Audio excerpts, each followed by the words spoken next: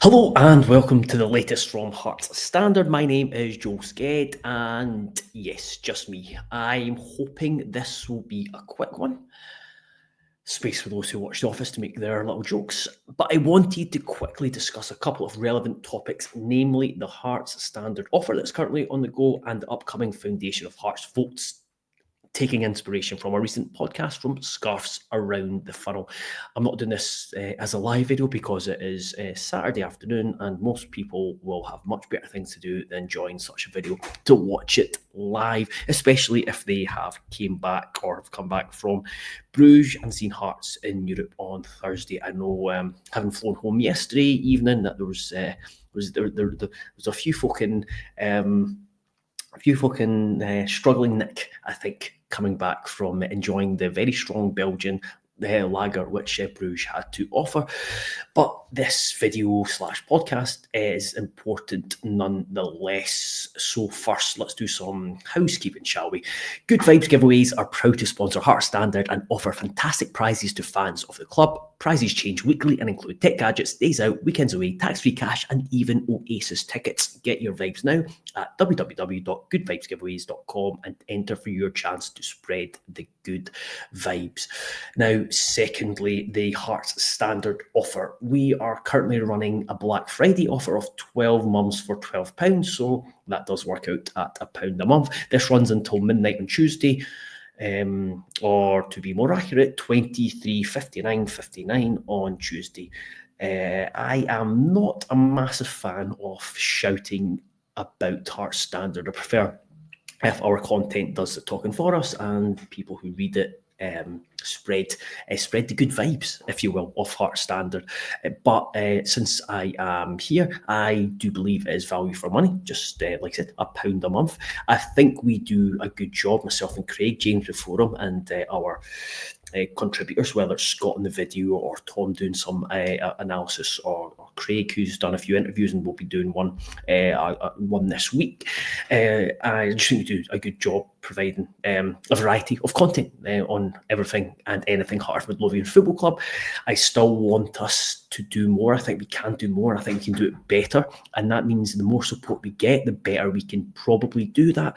Whether it is going abroad with to cover Hearts abroad, it is domestic. It's related to domestic affairs. It is the B team. It's the women's team. It is tactical analysis. It's exclusive interviews. It's in-depth features. It's just the latest news. So just like anything that.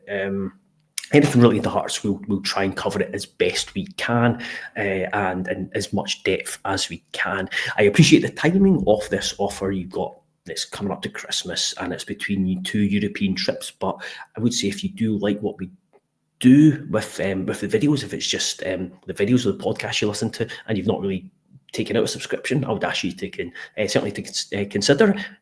It does continue. It means that we are still able to produce these videos for free and give out this kind of content for free, which we love doing. I think Craig and I both love doing the videos, especially after games that we actually win.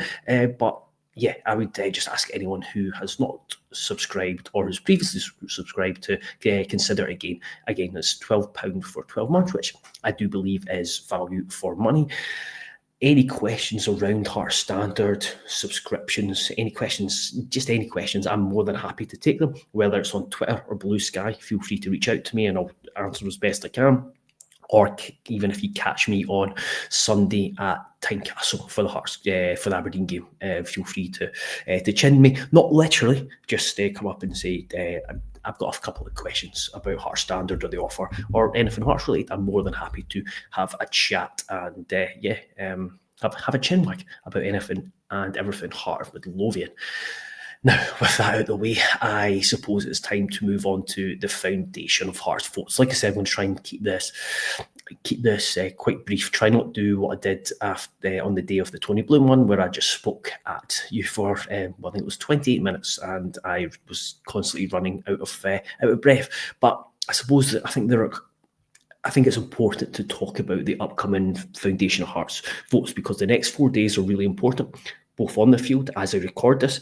Hearts are currently sitting, I'll just double check the hip score. Unfortunately, they might still be winning 2-0. Yep, they're still winning 2-0. So that means Heart Midlothian are bottom of the Scottish Premiership. So the game on Sunday, this will be going out on Saturday at some point, and then Saturday evening, and then you might have a chance to listen to this before the game on Sunday. It is shaping up to be a very important one. I wrote in a piece today on the foundation, like an explainer on the Foundation Hearts. It's not must-win category, but it's very much in the bloody hell, we better start winning soon category, and that is what the Aberdeen game is, especially after kind of the disappointment of the Circle Bruges not so much performance, but certainly result against our Circle Bruges side, who I don't think they're very good, but that's in the past now. But yeah, that on the field, Aberdeen is massive on Sunday, but off the field, it's an important few days. You've got the deadline for the candidate vote, which we'll talk about, and then a deadline for the proxy vote for the AGM Articles of Association vote, and then you've got the two AGMs themselves on Wednesday. First, the club one, which takes place at 11 a.m. in the Gorga Suite, and then the Foundation AGM, which is in the same venue at 6 p.m. Really should have double checked that, but that was off the top of my head. That I think it was 6 p.m. So I'm just going on the website to double check that. I've not given 6 p.m. On the same day. So I am aiming to be at both to cover them, and I think they'll be very, very interesting. And like I said, they are both very important because you get a chance to, at the club AGM, to put questions to the board, which I'm sure there'll be plenty, and then the Foundation AGM, which I'm sure will be well attended because of the importance of the two votes that are taking place over the next day. So I've taken inspiration from Scarfs Around the Funnel because I know Laurie and Mark talked about it in the build-up to Circle Bruges, and I think it's important to kind of try and provide as much information, but straightforward information as possible. I don't think there's been a lot of great communication around. I appreciate that it's a funny time for the Foundation with the elections going on, and then everyone was kind of just focused on Bruges this week with over 3,000 Hearts fans there.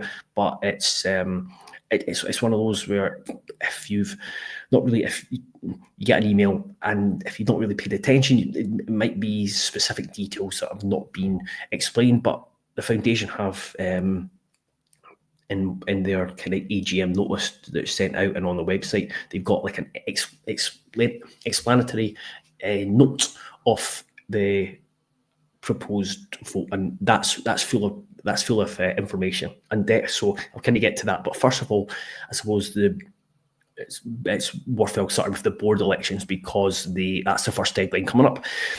The Foundation are looking to fill 3 spots on their board. Chairman Jerry Mallon is standing for re-election, while Louise Strutt and Andrew Brown are stepping down. Jerry Mallon is one of 7 candidates alongside Paul Butler, Claire Hammond, Gary Locke, Diane Scougal, Dougie Charlotte and James Loggie. We've spoken to all 7, and there's interviews on Heart Standard with all 7 candidates.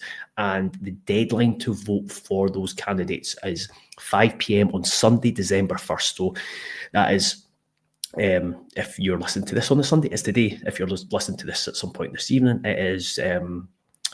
it's tomorrow. And if you're listening to it on Monday onwards, then it happened yesterday and you've missed a vote. But essentially, all members should have already received an email that contains a link and a unique login credential, and you're able to vote for 3 candidates, and all 3 votes have to be cast at the same time. So those 3 the 3 candidates will then be chosen. I think it's confirmed at the AGM on Wednesday.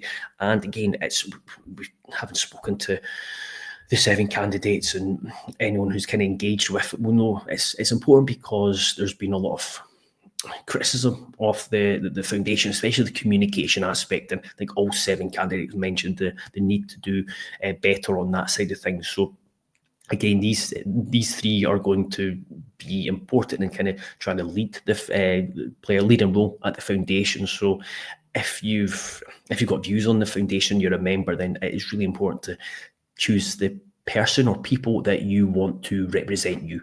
So that's the candidate vote. And like I said, go on to heartstandard.co.uk. There is, and if you go into the interview section, there's interviews with all 7 candidates, have a read of what they say, and then kind of vote the person or people that kind of relates to you or you feel is the best suited to take on that position.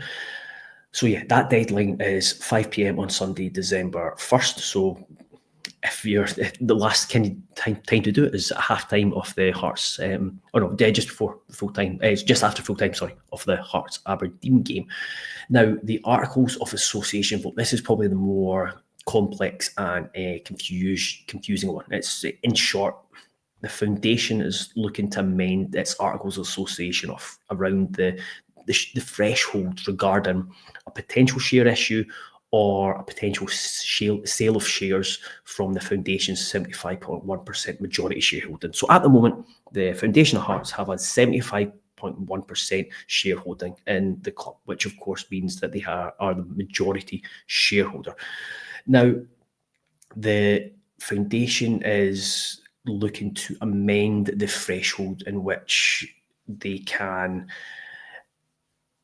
basically back a share issue or sell some of its own shares. So at the moment, for the foundation to sell any of its shares, it requires a 90% majority. So that means that 90% of the foundation members who vote must do so in favour of any changes.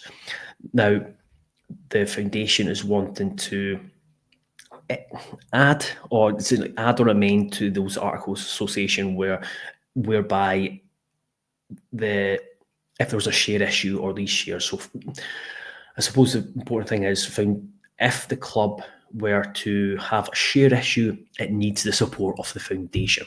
Now, the foundation want it so that if a share issue was taken out by the club, and if that share issue would see the foundation's shareholding fall to below 75% or above 50.1%, it requires a 75% backing. So that means that of the foundation members that vote, 75% have to back it, back the share issue, which would see the foundation shareholding fall to between 50.1% and 75%. Again, with that, the foundation are still the majority shareholders. If the share issue would see the foundation's shareholding reduced to 50% or below, so they would no longer be the majority shareholder, it would require 90% of foundation members voting in favour of it. So if 90% of those that vote, and again, if such a thing happened, I'm sure the turnout for voting would be very high. And then similarly, any sale of the foundation shares that would reduce its shareholding to between 50.1% and 75% would require 75% of members voting to do so in favour of it. And then any sale of the foundation shares that reduce its shareholding to 50% or below, again, would require 90% of members voting and to do so in favour. Why this has happened again? Because, I mean, let's face it, there's been a lot of chat about investment in the club, namely Tony Bloom. He's been in talks with the club about investing up to £10 million into Heart of Midlothian. That's unlikely to advance or any further announcements be made this year. That's likely going to be next year. But that hypothetically, if he was to become a minority shareholding, it could, if he didn't take over someone else's shareholding, it would see the club potentially have a share issue. And then again, that would reduce the Foundation of Hearts' 75.1 shareholding. So this vote isn't about backing particular investment. It's just about the change to the threshold, which would allow for that vote later on when any investment comes. Suppose kind of what certain aspects of this mean. If you look at, for example, what would dropping below 75.1% mean for the foundation? It's I'll kind of just read what the foundation said, and it's basically a 75% or above is required to alter the articles of association of the company or change the name of the company. Plus, it's needed for some technical matters, such as re-registration of the company as private, a disapplication of share preemption rights, or the purchase of the company's own shares from its capital. I am not well versed in business suite, but I'm sure some people will understand those things which I said. But again, all that is very unlikely that the club or the foundation would want to do any of those things that mentioned. But having a majority shareholding, so between 50.1% and 50.1% or above, it means that the foundation still be in a position to block any of those measures if suggested by the club at some time in the future. So it would give the foundation would still have plenty of power. It would just means if they wanted to alter these articles of association or do any of those other things that I don't really know what they are, but some people might, is that if it dropped below 75%, that they would need backing from another shareholder. They would need to then take it up to 75%. So that's what that is. Falling below 50.1% obviously means that foundation are not the majority shareholder, and they don't have nearly as much power. That's why the foundation are opposed to having their shareholding drop below 50.1%, and that's why they've set it at such a high majority, that 90% figure, that if there was any sale or share issue, that would need to be backed by that. The foundation are open to investment. The three things that should be but only if three criteria is met. So that the investment is game changing and would allow Hearts to make a significant leap towards from where they currently are positioned. Hearts don't become a feeder club for any other football club, and that the foundation remain the majority shareholder. That's kind of that's how the foundation currently are situated.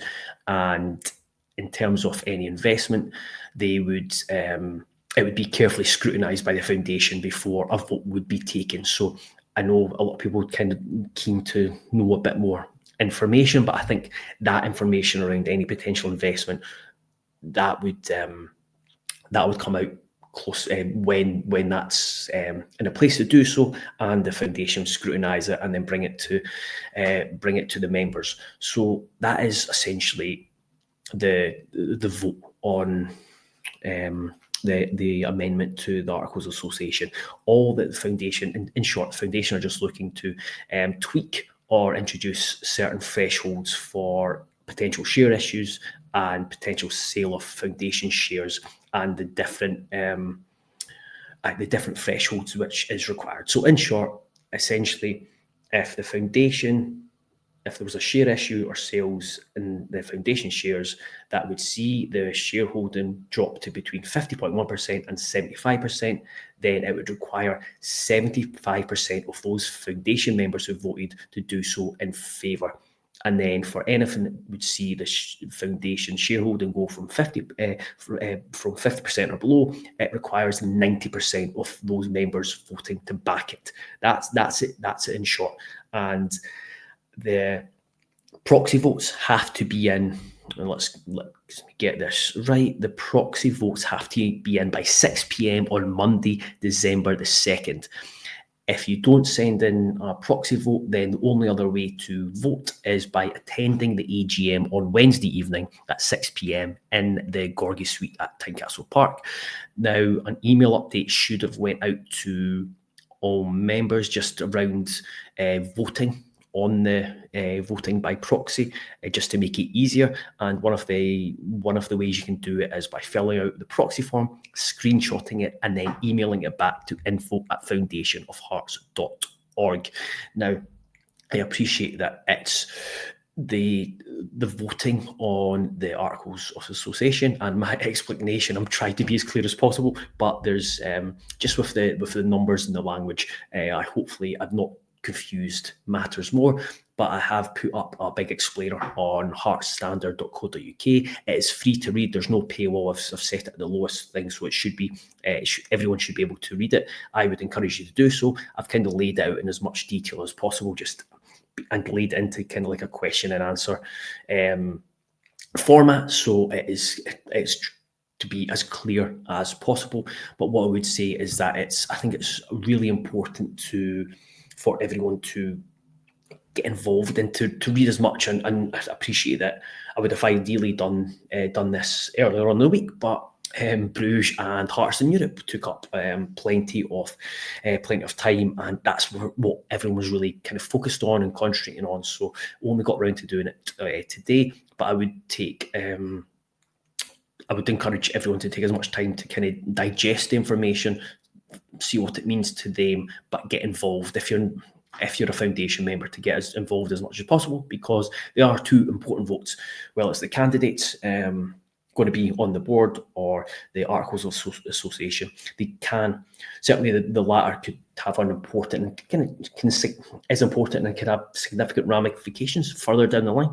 So yeah, I think it's important to try and digest it and understand it as much as possible. Again, any questions, feel free to reach out to me. I'll try and do my best to answer them, but then you can reach out to kind of foundation members. Laurie Dunzire on Scarce Round the Funnel, he's got a good handle on it as well. Him and Mark probably done a better job of explaining that aspect of it than myself. But yeah, try and get as much information as possible and vote on it, because again, while it's not directly linked to potential investment from Tony Bloom, it's certainly, if that comes to this will certainly play its part in terms of the thresholds that are required. Personally, I certainly will be, as a foundation member, I'll be supporting the change to threshold, because I think 75% is still quite a big majority for that to have the foundation shareholding between 50.1 and 75%. I think it's important that the foundation still are the majority shareholding. But if there is the investment where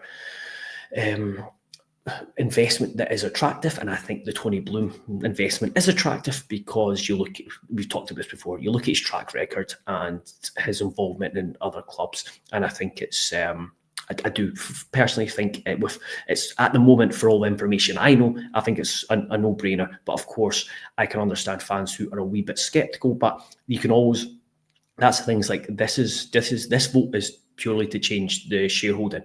Then when it comes to potential investment, we'll get loads more information. We'll find out what it actually means, and then there'll be another vote there. So if you back the change to threshold, but then when it comes to the investment, you're unsure, skeptical, don't want it, then you can vote against it, or you can vote for it.